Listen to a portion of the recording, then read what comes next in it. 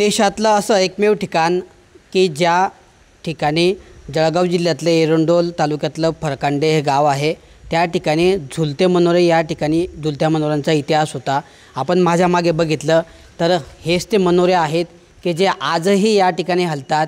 ते कसे हलतात, काय हलतात याबद्दलचं स्थापत्य जे अभियांत्रिकी आहे याचं हे उत्कृष्ट उदाहरण आहे।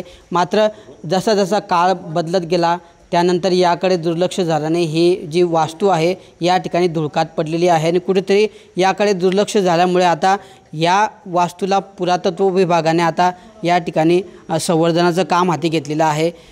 या ठिकाणी काही ग्रामस्थ आहेत की ही ऐतिहासिक वास्तूचं जतन व्हावं आणि तिचा दर्जा कायम टिकून राहावा म्हणून प्रयत्न करतायत। आपण त्यांच्याशी बोलण्याचा प्रयत्न करणार आहोत।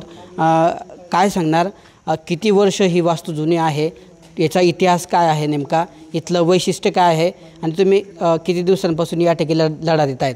मी 1990 सालापासून या इमारतीसाठी लढा देतो आहे। ही वास्तू कमीत कमी 450 ते 500 वर्षापूर्वीची आहे। ह्या वास्तूला सुरुवातीला खूप सुंदर अशा कंडिशनमध्ये ही वास्तू होती, पण कालांतराने तिच्याकडे दुर्लक्ष झाल्यामुळे ती मोडकळीस यायला सुरुवात झाली। तेव्हा आम्ही शासनाला विनंती केली, आम्ही भांडलो शासनाचे, कलेक्टर साहेबांना निवेदन दिले, माझे पत्रकार बांधव असतील गावातील, आम्ही ग्रामपंचायतीच्या माध्यमातून वेळोवेळी संपर्क केला, पण त्यांनी साफ दुर्लक्ष केलं। पण नंतर आम्हाला थोडं पुढे लढा देत असताना यश येत गेलं। मग कुठेतरी शासनाला जाग आली आणि त्यांनी हा कार्यक्रम ही वास्तू पुरातत्व विभागाला सोपवली आणि मग सर्व पुरातत्व विभागाचे अधिकारी, उच्च अधिकारी दिल्लीचे असतील, पुण्याचे असतील, औरंगाबादचे असतील, संभाजीनगरचे असतील आणि नाशिकचे सर्व येऊन गेले। सर्वांनी भेटी दिल्या आणि शेवटी त्यांनी निर्णय घेतला।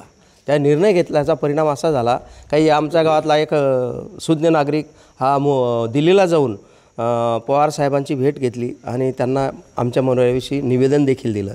त्याचाही परिणाम झाला, आमच्या लढ्याला यश आलं आणि पुरातत्व विभागाने पूर्ण लक्ष घातलं आणि मोठा निधी उपलब्ध करून दिला। त्या निधीमुळे आज गतवैभव यायला या इमारतीला सुरुवात झालेली आहे। तर ही इमारत पुरातत्व विभाग पूर्ण करेल, त्यांनी आम्हाला आश्वासन देखील दिलं आहे, तुमचं सहकार्य जर असलं, पुढे भांडणं नाही झाली तर आम्ही ही वस्तू पूर्वीसारखी तयार करू बा असं। मग आता ही वस्तूचं काम जवळजवळ 50% झालेलं आहे, 25-40% झालेलं आहे।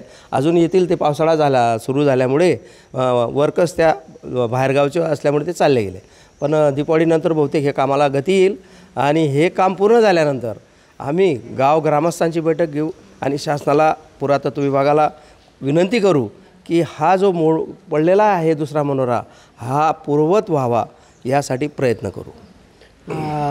या ठिकाणची जी वास्तू आहे ती संपूर्ण देशामध्ये अशी एकमेव वास्तू आहे की त्या ठिकाणी झुलते मनोरे आहे। कदाचित भारतातला स्थापत्यकलेचं चांगलं उदाहरण आहे, मात्र या ठिकाणाकडे कुठेतरी दुर्लक्ष होतं आहे। काय वाटतं तुम्हाला, काय मागणी आहे? शासनाने हे आजपर्यंत मी कधीतरी बघितलेलं नाही, आत्तापर्यंत तर कधीच बघितलेलं नाही असं झुलता मनोरा एरंडोल तालुक्यात आहे।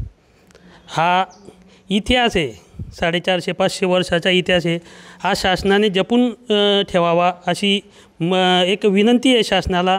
जसं एरंडोलला आपलं पांडववाडा आहे, जसं ते आता चालू आहे त्याचं काहीतरी नवीन, मग तसंच या शासनाने याच्याकडे लक्ष देऊन याला एक इतिहास आहे तो जपावा आणि आमच्या एरंडोल तालुक्याला याचं काहीतरी नाव देशात जावं असं एक आमची शासनाकडे विनंती आहे। सर, यामागचा जो इतिहास आहे बराचसा म्हणजे इतिहासच याचा समोर आलेला नाही, फक्त किती वर्ष जुनी आहे या व्यतिरिक्त पण आपल्याकडे अधिकृत कुठली माहिती नाही। तर काय वाटतं सर, याच्यावर संशोधन झालं पाहिजे आणि याचा इतिहास जो समोर आला पाहिजे? कसं आहे, एखाद्या वास्तूचं जर संरक्षण करायचं आहे, ज्या वास्तूशी जर आस्था जोडली तर त्याचं संरक्षण चांगल्या प्रकारे होतं। कारण की एखादी गोष्ट माझी आहे, माझी म्हणून मी सांभाळतो, तसं याचं जर संशोधन झालं आणि लोकांच्या जर लक्षात आलं की ही वास्तू आपली आहे, आजही आपली आहे, शासन आपलं आहे, म्हणजे भारताची वास्तू आहे, याचं संरक्षण होणं अतिशय गरजेचं आहे। त्याचबरोबर जे कोणी लोक येतात त्यांना जर माहिती व्यवस्थितरित्या मिळाली, कोणी बनवलं, कसं बनवलं, कोणाच्या राज्यात झालं हे जर कळलं तर मला वाटतं कोणाला माहिती देण्याची गरज पडणार नाही। म्हणून संशोधन होणं अतिशय गरजेचं आहे आणि हे जे काम चाललं आहे आता, हा पहिला टप्पा आहे पुरातत्व विभागाने काम केलेला। कारण की दुसरा आणि तिसरा टप्पा ते होईल असं सांगतायत आणि अतिशय उत्कृष्टपणे जे दाशरथे साहेब आहेत, ललवणी म्हणून एक कॉन्ट्रॅक्टर आहेत, दोघंजण, आणि गोटे साहेब म्हणून आहेत, आणि एक मला वाटतं 2-3 अधिकारी आहेत, साठे वगैरे, आणि एक असे ते 3 अधिकारी वेळोवेळी भेटी देतात आणि चांगल्या प्रकारे काम करून घेत आहेत. त्यामुळे आम्हाला समाधान वाटतं. हिच्यात जे मनोरे आहेत, दोन मनोऱ्यापैकी एक मनोरा जो आहे तो कोसळला, त्याला किती दिवस झाले कोसळले, आणि याचं नेमकं वैशिष्ट्य काय आहे की ते सांगा. नेमकं या दोघे मनोऱ्यांचं वैशिष्ट्य काय आहे? मनोरा पहा, एवढा एक मनोरा तर हलतोच. किती फुटाचा आहे तो? तो जवळपास दुसऱ्या मजल्यापासून 42 फुटाच्या वर आहे. पण तो जर हलवला तर हलतो, आणि तो हलवल्याबरोबर दुसराही हलत होता. कारण की आमचं बालपण या गावात गेलं, जवळच गेलं, त्यामुळे आम्ही पाहिलं आहे. परंतु ज्या वेळेला दुसरा मनोरा पडला त्याच्यामुळे आजही वाटतं ह्या मनोऱ्याची एक स्टेअर पडलेली आहे, त्याची पण दुरुस्ती व्हावी मध्ये, कारण की त्यामुळे पर्यटकांना जाण्यास अडथळे येतात. आणि अतिशय उत्कृष्टपणे बांधलेलं आहे की एवढ्या मनोऱ्यामध्ये किती जाळ माणूस असू द्या, क्रॉस चालला की आपोआप वरती बसण्याची व्यवस्था आहे 2 जणांना, आणि हलवला की दुसरा हलत होता. म्हणून हा जर दुसरा मनोरा झाला पूर्वगत वैभव प्राप्त होईल आणि गावाचा नावलौकिक होईल. आणि पर्यटन स्थळ म्हणून जर विकास झाला तर आमच्या गावाचा आर्थिक विकास होणार आहे. म्हणून आमची प्रशासनाला आणि शासनाला विनंती आहे की त्यांनी पर्यटन व्यवसायासाठी इथं चांगलं दालन खुलं करावं, याची निगा ठेवावी, आणि जेणेकरून हा वारसा जपला जाईल. तर हे होते या ठिकाणचे गावातले नागरिक असतील किंवा अभ्यासक असतील की जे या वास्तूला गतवैभव प्राप्त व्हावं यासाठी अनेक वर्षांपासून लढा देत आहेत. देशातलं एकमेव अशी ही वास्तू आहे की झुलते मनोरे या ठिकाणी या देशातली एकमेव वास्तू ही परकांडे येथे आहे. मात्र याकडे कुठेतरी शासनाचं दुर्लक्ष झाल्यामुळे या आता वास्तूला पुनर्गतवैभव प्राप्त व्हावं आणि ही जी वास्तू आहे या वास्तूचा नेमका इतिहास जो आहे तो समोर यावा, यावर संशोधन व्हावं आणि पुन्हा या ऐतिहासिक वास्तूला गतवैभव प्राप्त करून याला पर्यटन स्थळाचा दर्जा द्यावा अशी मागणी या ठिकाणी ग्रामस्थांनी केली आहे.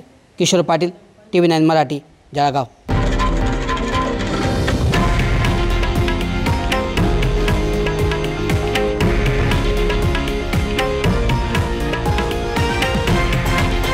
हे आहे देशातील नंबर 1 न्यूज नेटवर्क आणि आपण पाहत आहात TV9 मराठी, एकमेव.